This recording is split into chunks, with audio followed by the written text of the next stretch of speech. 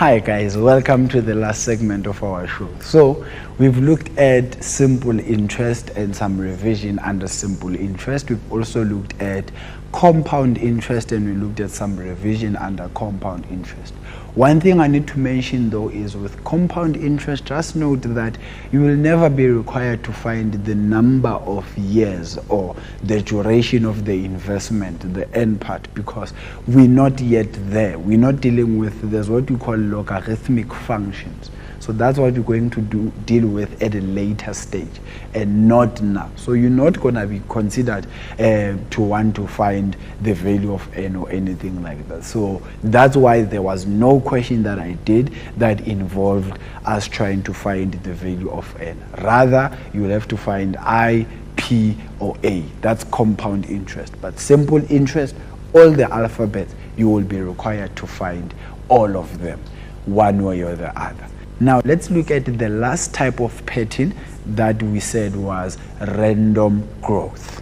Now we've looked at simple compound, the last one is random. Now Sean wants to buy the latest DJ equipment, which has been advertised in a US catalog for $4,000. Hey, that's really expensive. But then he wants to order and pay for the equipment online. Then the current rand to dollar exchange rate is 12 rand and 56 cents to the US dollar, right? So that's what we are being told at the moment.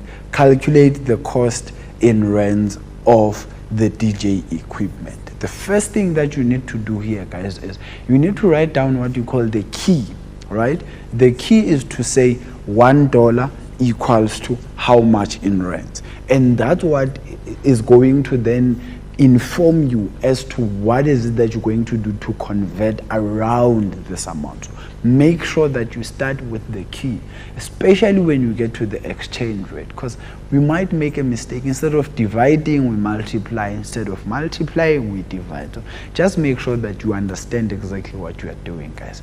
Trust me, guys, maths is very easy as long as you play your cards right and you start with the most basic things. So always write down what is the obvious and then start with the calculation. I promise you're never gonna go wrong.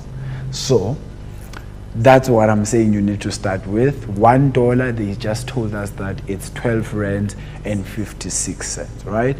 But the DJ equipment now was $4,000, right? This was $4,000. I'm gonna try and write a dollar sign there. So it means I will need to multiply this by the 12 rand and 56 cents in order to get how much it will be in South African rand. So I will just multiply this by the 12 rand and 56 cents there. Then I will just go to my calculator. So it's 4,000 multiplied by 12 rand and 56, and this will give me 50,240. So hey, the DJ equipment is really expensive there. So that's 50,240. Although we know that they normally make us stands, so we do understand why it would be that pricey. Simone is on a trip to the UK to visit her mom. Now, the current rand to pound exchange rate is 18 rands and 50 cents to the British pound. She has 40,000 rands to spend in the UK. How many pounds does she then have in terms of her expenditure? I still say you start with the most basic thing, which is what we know about the key. The key, we know that £1 is equals to 18 rands and 50 cents. If I want to convert around, it means 1 rand is actually going to be £1 over 18 rand and 50 cents, right? So just to quickly go back to the question, remember that she has 40,000 to spend, right? And we want to convert that into being pounds. So it means this is 1 is to 18 rand and 50 cents, and she has 40,000 here, and we want to find what this x is, right? So you can use something like a fraction type of thing where it's a ratio. That's how you can then try to find it. So it means for me to find how many pounds that she will have, I will need to divide the 40,000 by the 18 rands and 50 cents. So this will be 18 rands and 50 cents x, and it will be equals to the 40,000, and then from there you divide both sides by the 18 rands and 50 cents. So I will say 40,000, this is in rands, I divide it by the other rands, which is 18,50, and this will give me 2,162 pounds. So 2,162 pounds. But remember that our pounds, it's normally something of that nature in terms of the symbol. I hope my symbol is quite clear there. Now, Sipho buys a notebook for 2,500. He pays a deposit of 250 rands and agrees to pay off the balance in equal installments over 10 months.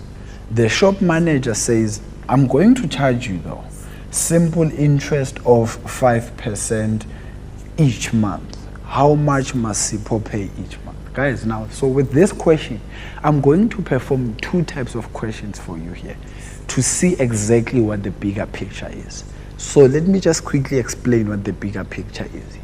We're trying to see whether it would be better for Sipho to take this split, which is a loan, because remember, you paying something off monthly at an interest, it's a loan.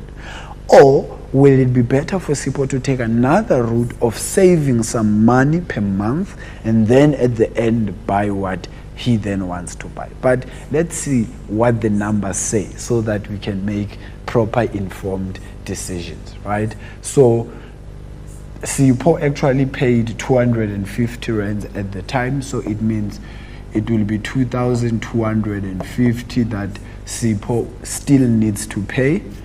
But now I want to find what is the 5% of this amount, right? So this is like a simple, straightforward calculation. So 5% is 0.05 times the 2,250, and that will give me roughly 112 rands and 50 cents. So 112 rands and 50 cents. That's the interest that he will be charged each and every month. So whatever that he's going to pay each month will include the 112 and 50 cents. So what he actually needs to pay per month for the 10 months is this, with 10 equal payments, right? So that means it's 2,250 divided by the 10, and this gives me 225, right? So this is 225 plus 112 and 50 cents. And that's what Sipho will be paying each and every month to the manager of the store. And this is 337 rands and 50 cents. 337 and 50 cents, right? Now this is what Sipho will be paying for the 10 months in order to settle his debt, because we're gonna call this debt because it is actually debt. But if now, what did Sipho pay for this notebook, right? For us to know what Sipho paid for this notebook, we'll take that amount, multiply it by 10, and then add the 250 that he paid in terms of his installment. Deposit, I mean. So this was 337 rands and 50 cents. Multiply this by 10 and then add the 250 that he paid as a deposit. That's how much Sipho would have paid at the end of the loan that he took. So this will be that plus the 250. Now you can see that he paid 3,625 rands, right? Now the big question, is it better for him to actually save up some money to be able to buy the notebook for cash? We don't know. Let's see if it is actually better for him to do that. What happens if the price will still be the same in 10 months' time?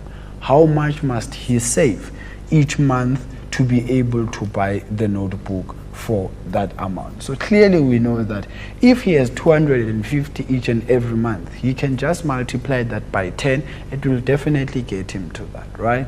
So this would mean that Sipho will actually just need to say the 250 rand multiplied by 10. So each and every month he must put away 250, and this will yield him the 2,500, which is how much the notebook cost.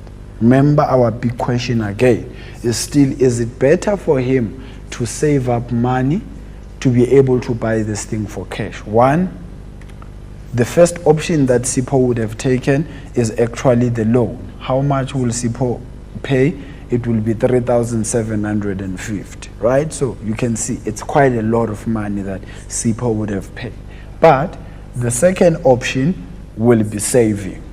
Saving means Sipho would actually pay just 2,500 rands in terms of this. So it means it's 1,250 less of what he would have actually paid if he took that option. So what does this mean?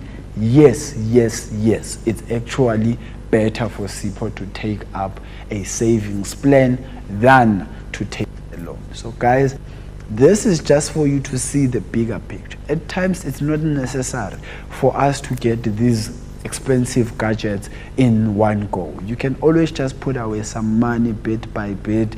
Maybe the pocket money that you get each and every month, put away a bit of it, so that at the end of the duration of however long you want to buy it, and then you know.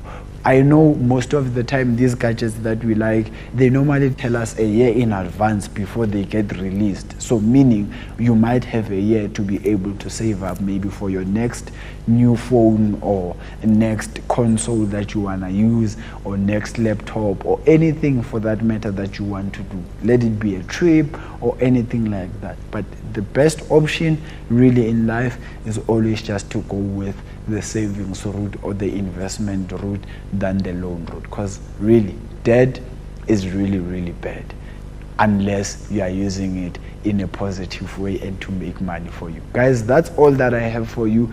It's been a wonderful time of us having to do finance and growth. We looked at a range of concepts. We looked at a range of questions. We looked at a lot of options that we are normally given in terms of money and what we can do with our money.